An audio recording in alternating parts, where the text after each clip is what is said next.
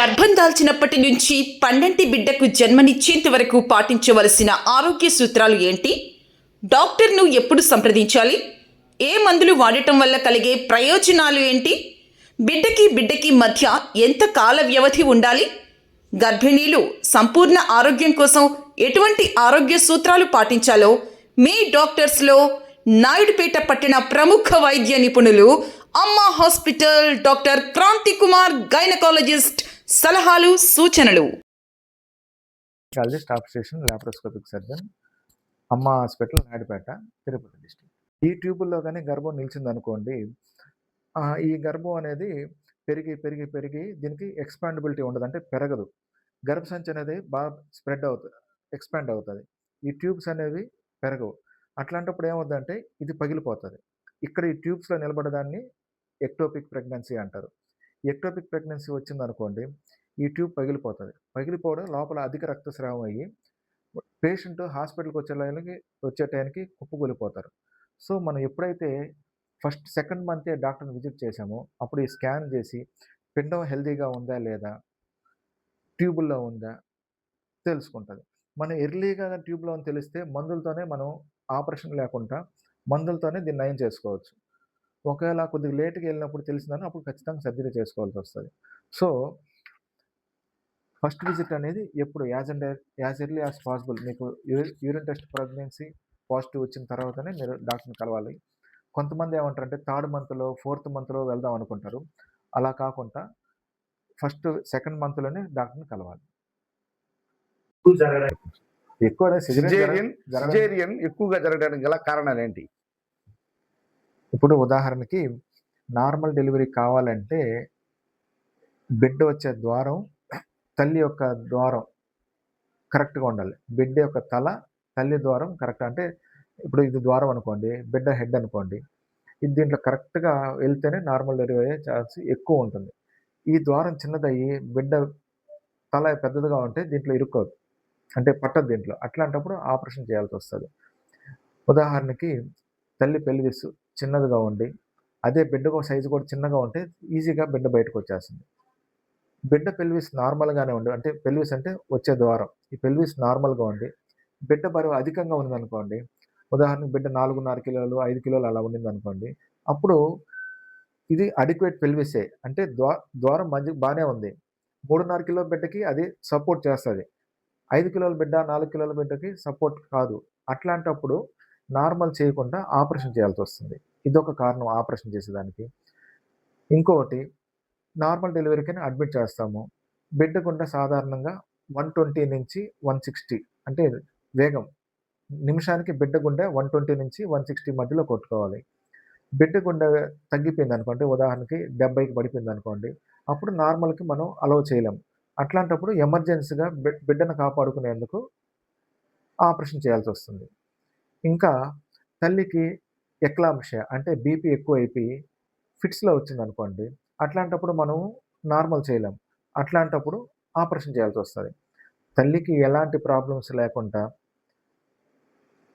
వచ్చే ద్వారం అడిక్వేట్గా ఉండి బిడ్డ బరువు కూడా నార్మల్గా ఉంటే నార్మల్ అయ్యే ఛాన్స్ ఎక్కువ ఉంటుంది. ఎప్పుడైతే బిడ్డ గుండె స్లో అయిపోయి తల్లికి ఏమైనా సమస్యలు ఉండి వచ్చే ద్వారం చిన్నగా ఉండింది అనుకోండి, అట్లాంటప్పుడు ఆపరేషన్ చేసుకోవాల్సిన అవసరం ఉంటుంది.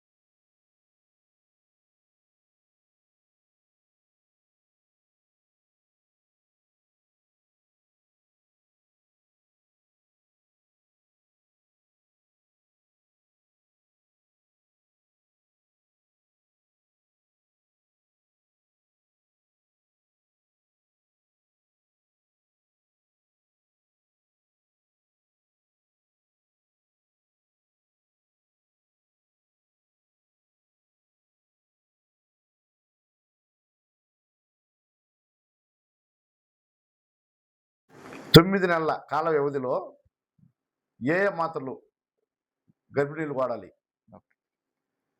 మనం ఫస్ట్ ప్రెగ్నెన్సీ నిలిచిన తర్వాత ఫస్ట్ 5 మంత్స్ ఫోలిక్ యాసిడ్ అనే టాబ్లెట్స్ ఇస్తాము. ఈ ఫోలిక్ యాసిడ్ వల్ల ఉపయోగాలు ఏంటంటే బిడ్డకి న్యూరల్ ట్యూబ్ డిఫెక్ట్స్ అంటే మెదడు సమస్యలు, వెన్నుపూస సమస్యలు రాకుండా ఉండడానికి అరికడుతుంది. దీంతోపాటు మల్టీవిటమిన్స్ వాడుకోవచ్చు, కాల్షియం టాబ్లెట్స్ వాడుకోవచ్చు. 6th మంత్ పెట్టాక అంటే 5th మంత్ ఎండింగ్‌లో ఐరన్ టాబ్లెట్స్ స్టార్ట్ చేస్తాం. ఐరన్ టాబ్లెట్స్ ఎందుకంటే తల్లికి బ్లడ్ అనీమియా రాకుండా అంటే రక్తహీనత రాకుండా ఉపయోగపడుతుంది. ఈ టాబ్లెట్స్ అనేది మామూలుగా మెయింటెనెన్స్ డోస్ ఎలా ఇస్తామంటే రోజుకొక టాబ్లెట్స్ ఇస్తాము. అదే ఎవరికైనా అనీమియా అంటే బ్లడ్ తక్కువ ఉంటే మాత్రం 2 పూటలు గానీ, 3 పూటలు గానీ ఇస్తాము. ఈ ఐరన్ టాబ్లెట్స్ ఫస్ట్ మంత్‌ని మీకొక డౌట్ రావచ్చు. ఐరన్ టాబ్లెట్స్ ఫస్ట్ నుంచే వాడొచ్చు కదా అని. ఐరన్ టాబ్లెట్స్ ఫస్ట్ నుంచి ఎందుకు మేము అవాయిడ్ చేస్తామంటే, సెకండ్ మంత్ నుంచి 6th మంత్ పెట్టేంత వరకు చాలామంది గర్భవతులకి వామిటింగ్స్ అనేది ఎక్కువొస్తాయి. ఈ ఐరన్ టాబ్లెట్స్ వాడడం వల్ల ఉన్న వామిటింగ్స్ వచ్చే అవకాశాలుంటాయి. ఆల్రెడీ వాళ్ళకున్న వామిటింగ్స్ వాళ్ ఈ ఐరన్ టాబ్లెట్స్ వాడడం వల్ల వామిటింగ్స్ అనేది ఎక్కువవుతుంది. కాబట్టి మనం ఐరన్ టాబ్లెట్స్ అనేది సిఫారసు చేయము, అడ్వైస్ చేయము. ఐరన్ టాబ్లెట్స్ 6th మంత్ పెట్టాక ఇస్తాం.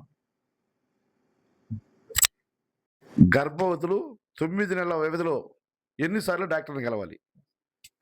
ఇప్పుడు ఇందాక చెప్పినట్టు ఫస్ట్ విజిట్ వచ్చి గర్భవతి ఎప్పుడైతే ప్రెగ్నెన్సీ పాజిటివ్ అంటే సెకండ్ మంత్‌లో డాక్టర్‌ని కలిసిందనుకోండి. నెక్స్ట్ విజిట్ నెక్స్ట్ 1 మంత్ తర్వాత డాక్టర్‌ని కలవాలి. అలా 9th మంత్ వరకు ప్రతి మంత్ డాక్టర్‌ని రెగ్యులర్ చెకప్స్ చేసుకోవాలి. 9th మంత్ పెట్టాక ఎవ్రీ వీక్ ప్రతి 1 వీక్ ప్రతి వీక్ పోయి డాక్టర్‌ని కలవాలి. ముఖ్యంగా 9th మంత్‌లో ఎందుకు మనం డాక్టర్‌ని ఫ్రీక్వెంట్‌గా విజిట్ చేయాలంటే 9th మంత్‌లో కొన్ని జబ్బులు బయటపడతాయి. అంటే బీపీ వచ్చే అవకాశాలు ఎక్కువుంటాయి. ఇంకా షుగర్ వచ్చే అవకాశాలు ఉంటుంది. ఉమ్మనీరు తగ్గే అవకాశాలు ఉంటది. బిడ్డ గ్రోత్ తగ్గే అవకాశం ఉంటది. సో, వీక్లీ పోవడం వల్ల మీ డాక్టరు బిడ్డ గ్రోత్ ఎలా ఉంది? ఏమన్నా బీపీ సమస్య ఏమన్నా చూసుకుంటారు. సో, రెగ్యులర్ ఉమ్మనీరు ఏమైనా తగ్గుతుందో చూస్తారు. కాబట్టి ఈ చెకప్ చేసుకునేదానికి మాత్రం 9th మంత్ పెట్టాక ఎవ్రీ వీక్ డాక్టర్‌ని కలవాలి. స్త్రీలు ఫస్ట్ విజిట్ డాక్టర్ గారిని ఎప్పుడు సంప్రదించాలి? గర్భిణీ స్త్రీలు, ప్రెగ్నెంట్ లేడీస్ డాక్టర్‌ని ఎప్పుడన్నా గానీ ప్రెగ్నెన్సీ కన్ఫర్మ్ అయిన వెంటనే డాక్టర్‌ని కలవాలి. ఈ ప్రెగ్నెన్సీ అనేది ఎప్పుడు కన్ఫర్మ్ అవుతుందంటే మిస్ అయిన వెంటనే తెలుస్తుంది. ఇప్పుడు ఉదాహరణకి 1వ తారీఖు డేట్ రావాలి. జనవరి 1 డేట్ వచ్చింది. ఫిబ్రవరి 1 డేట్ రాలేదనుకోండి. ఫిబ్రవరి 2 యూరిన్ టెస్ట్ చేస్తేనే మనకు యూరిన్ టెస్ట్ పాజిటివా లేదా తెలుస్తుంది. 2 గీతలొస్తే వాళ్ళకి గర్భం నిలిచినట్టు అర్థం. ఇప్పుడు నీకు ప్రెగ్నెన్సీ పాజిటివ్ వచ్చిన తర్వాత ఎప్పుడు డాక్టర్‌ని కలవాలి. పాజిటివ్ వచ్చిన వెంటనే డాక్టర్‌ని కలవాలి. ఈ కలవడం వల్ల ఉపయోగాలు ఏంటంటే, ఈ గర్భం అనేది ట్యూబ్స్‌లో నిలబడిందా? లేకపోతే గర్భసంచిలో నిలబడిందా తెలుస్తుంది. ఎప్పుడన్నా ఒకవేళ గర్భసంచిలో నిలబడితే ఓకే. ఎప్పుడన్నా గానీ ఉదాహరణకి ఇది గర్భసంచి. బిడ్డ అనేది ఇక్కడ పెరుగుతుంది బిడ్డ. మనకు ఎప్పుడన్నా ట్యూబ్స్ ఇదొక లెఫ్ట్ సైడ్ ఫెల్లోపియన్ ట్యూబ్ అంటారు. గర్భిణీ మహిళలు ప్రసవించిన తర్వాత ఎటువంటి టాబ్లెట్లు వాడాలి? గర్భిణీ స్త్రీలు బాలింతలు ప్రసవించిన తర్వాత ఐరన్, కాల్షియం మాత్రలు నెక్స్ట్ 3 మంత్స్ కంటిన్యూ చేయాలి. ఇది ఎందుకు కంటిన్యూ చేయాలంటే, డెలివరీ అయిన తర్వాత బ్లడ్ లాస్ అనేది ఉంటుంది. సర్జరీ జరిగితే ఒక 1 లీటర్ వరకు బ్లడ్ పోతుంది. నార్మల్ డెలివరీ అయితే ఇంచుమించు 400-500 ml బ్లడ్ లాస్ ఉంటుంది. సో, ఈ బ్లడ్ లాస్‌ని రీగెయిన్ చేయాలి అంటే మనం next 3 months iron tablets continue చేయాలి. ప్లస్ కాల్షియం టాబ్లెట్స్ ఎందుకు వాడాలంటే, కాల్షియం టాబ్లెట్స్ అనేది కాల్షియం అనేది బిడ్డ ఎముకలు పెరిగేదానికి ఇంకా కాల్షియం ఎందుకు వాడాలంటే ఆ బిడ్డ పెరిగినప్పుడు గూడా కడుపులో బిడ్డ పెరిగినప్పుడు గూడా తల్లికి కాల్షియం డెఫిషియన్సీ వస్తుంది. సో, ఈ డెఫిషియన్సీని మనం పూడ్చేదానికి ఈ కాల్షియం టాబ్లెట్స్ నెక్స్ట్ 3 మంత్స్ వాడాలి. గర్భిణీ స్త్రీలు డెలివరీ డేట్ ఇచ్చినప్పుడు 10 రోజుల ముందు గానీ, తర్వాత గానీ ప్రసవిస్తూ ఉంటారు. ఎందువల్ల ఇట్లా జరుగుతుంది? ఇప్పుడు మేము డెలివరీ డేట్ ఇస్తాం ప్రెగ్నెంట్ వాళ్ళకి. దాన్ని ఈడీడీ అంటాం. అంటే ఎస్టిమేటెడ్ డెలివరీ డేట్ అంటారు. ఈ ఎస్టిమేటెడ్ డెలివరీ డేట్ ఎవరికిస్తామంటే రెగ్యులర్ సైకిల్స్ ప్రతి నెల రెగ్యులర్‌గా డేట్లు వచ్చే వాళ్ళకి మనం ఈడీడీ అని ఇస్తాము. ఇర్రెగ్యులర్ డేట్స్ వస్తాయి కొంతమందికి.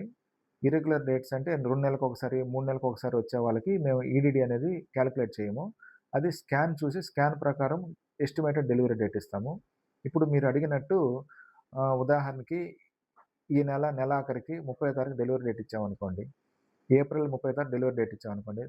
దాంట్లో అందరూ 100 మందికి ఈ నెలాఖరికి డెలివరీ డేట్ ఇస్తే 100 మంది అదే రోజు డెలివరీ కారు. 100కి నలుగురు మాత్రమే ఆ రోజు డెలివరీ అవుతారు. ఒక 40% మంది ముందు డెలివరీ కావచ్చు. 40% మంది వెనక డెలివరీ కావచ్చు. బిడ్డ 38 వారాలు అంటే 9 నెలలు పెట్టి 2 వీక్స్, 3 వీక్స్ గడిచాక ఎప్పుడు డెలివరీ అయినా బిడ్డ సేఫ్‌గానే ఉంటుంది. ఎప్పుడు ఈ డెలివరీ డేట్ దాటేసిన తర్వాత ప్రాబ్లమ్ ఏమవుద్దంటే బిడ్డ హైపర్ మెచ్యూర్ అంటే ఓవర్ మెచ్యూర్ అయిపోతుంది. అంటే ఉమ్మనీరు తగ్గిపోవడం, మాయ ముదిరిపోవడం జరగడం వల్ల బిడ్డకి ప్రమాదం. అంటే బిడ్డ చనిపోయే అవకాశాలుంటది. కడుపులోనే చనిపోయే అవకాశాలుంటుంది. కాబట్టి మేము డెలివరీ డేట్ ఇచ్చి డెలివరీ డేట్ ఇచ్చిన తర్వాత ఒక 2, 3 డేస్ వెయిట్ చేసి, కొంతమంది 1 వీక్ వెయిట్ చేస్తారు. Depends upon doctor. ఒక 2-3 డేస్ వెయిట్ చేసి అప్పటికి పెయిన్స్ రాకపోతే అప్పుడు అడ్మిట్ చేసి పెయిన్స్ వచ్చేదానికి మేము మందులిచ్చి డెలివరీ చేస్తాం. బాలింతలు బిడ్డను కనిన తర్వాత డెలివరీ అయ్యాక తీసుకోవాల్సిన ముఖ్యమైన జాగ్రత్తలు వాళ్ళు కడుపు నిండా తినడం. అంటే మంచిగా ఫుడ్ తీసుకోవాలి. పథ్యాలు అలాంటిది ఏం లేకుండా బాగా డెలివరీకి ముందు ఏమైతే ఫుడ్ తీసుకుంటున్నారో డెలివరీ అయిన తర్వాత కూడా అలానే ఫుడ్ తీసుకోవాలి. ప్రోటీన్ ఇంటేక్ గానీ, కార్బోహైడ్రేట్ ఇంటేక్ బాగుండాలి. అడిక్వేట్ వాటర్ ఎక్కువ తీసుకోవాలి. చాలా వరకు ఇంట్లో వాళ్ళ చేత వాటర్ తాగిచ్చరు. వాటర్ తాగించడం వల్ల ఒళ్ళు ఎక్కువైపోతుందని, కొన్ని ఫ్రూట్స్ ఇప్పుడు యాపిల్ తింటే లేకపోతే టెంకాయ నీళ్ళు తాగితే బిడ్డకి జలుబు చేస్తుందని అపోహలుంటాయి. అలాంటివి ఏం కాకుండా హెల్తీ ఫుడ్ ఏమన్నా తినొచ్చు. కొంతమంది పెద్దవాళ్ళు నిద్రపోతే జన్నెక్కుతదంటారు. అంటే జన్ననే పదమే లేదు. జన్న అంటే తలనొప్పి రావడం అని వాళ్ళు ఊహిస్తారు. సో, నిద్ర అడిక్వేట్‌గా స్లీప్ ఉండాలి. అంటే నైట్ కొంతమంది నిద్రపోనీయరు. అసలు నైట్ అంతా నిద్రపోనీయరు. అలా నైట్ అంతా అడిక్వేట్ రెస్ట్ ఉండాలి. అడిక్వేట్ హైడ్రేషన్ అంటే అడిక్వేట్ వాటర్ తీసుకోవాలి. అడిక్వేట్ ఫుడ్ తీసుకోవాలి. ఈ 3 తీసుకోవడం వల్ల మిల్క్ యొక్క క్వాలిటీ కూడా పెరుగుతుంది. బిడ్డ కూడా మంచిగా పెరిగేదానికి అవకాశాలుంటుంది. ప్లస్ డెలివరీ అయిన తర్వాత బిడ్డకి ప్రతి 1 అవర్‌కి, 2 అవర్స్‌కి పాలు ఇస్తూనే ఉండాలి. ఆ పాలు కూడా తల్లి పాలే ఇయ్యాలి. డబ్బా పాలు అవాయిడ్ చేయాలి. తల్లిపాలు మాత్రమే ఇయ్యడం వల్ల బిడ్డ కూడా మంచి బిడ్డకి ఇమ్యూనిటీ అంటే రోగనిరోధక శక్తి పెరుగుతుంది. బిడ్డకి ఫ్యూచర్‌లో ఎలాంటి జబ్బులు తట్టుకునే శక్తి బిడ్డకొస్తుంది. ప్రసవానికి మరొక ప్రసవానికి మధ్య ఎంత గ్యాప్ తీసుకోవాలి? బిడ్డకి ఎంత గ్యాప్? బిడ్డకి మధ్య గ్యాప్ మేము 3 ఇయర్స్ పెట్టుకోమని చెప్తాము. ఈ 3 ఇయర్స్ పెట్టుకోవడం ఎందుకంటే ఈ ప్రెగ్నెన్సీ డెలివరీ అయ్యాక వాళ్ళకి పూర్తిగా నార్మల్ రీగెయిన్ అయ్యేదానికి కనీసం 1 ఇయర్ పడుతుంది. ఈ 1 ఇయర్ పడుతుంది. దీని తర్వాత బిడ్డ బాగా పెరిగేదానికి 2 ఇయర్స్ పడుతుంది. కాబట్టి ఇప్పుడు మనకు దగ్గర కన్నా ఇప్పుడు ఉదాహరణకి ఇప్పుడు డెలివరీ అయింది. నెక్స్ట్ 6 మంత్స్ లోపల మళ్ళీ డెలివరీ అయిందనుకోండి. మనకు ఈ ఐరన్ డెఫిషియన్సీ అలానే ఉంటుంది. సో, నెక్స్ట్ ప్రెగ్నెన్సీకి అనీమియా అంటే రక్తహీనత వచ్చే అవకాశాలు ఎక్కువుంటుంది.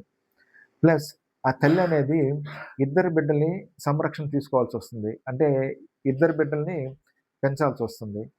మనం 3 ఇయర్స్ గ్యాప్ పెట్టుకోవడం వల్ల ఫస్ట్ బిడ్డ మంచిగా పెరుగుతారు. మనం చెప్పింది మాట వింటారు.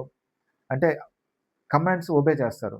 మనం దగ్గర తీసుకోవడం వల్ల దగ్గర అంటే గర్భానికి మధ్య గ్యాప్ తక్కువ ఉండడం వల్ల మదర్‌కి మాల్ న్యూట్రిషన్ వస్తుంది. బిడ్డల్ని కూడా చూసుకోవడం కష్టంగా ఉంటుంది.